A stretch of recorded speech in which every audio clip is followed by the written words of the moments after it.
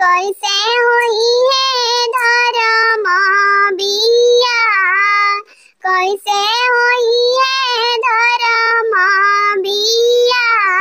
ताल तलैया के पानी सूखी गईले, सूखी गईले खेत खलियान, सूखी गईले खेत खलियान।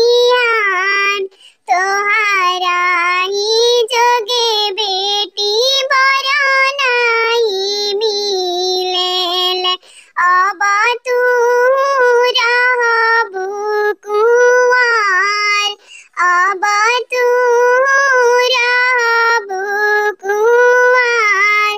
जाऊ जाऊ पापा जी अयोध्या नगरिया, राजा दशरथ जी के द्वार, राजा दशरथ जी के द्वार, राजा दशरथ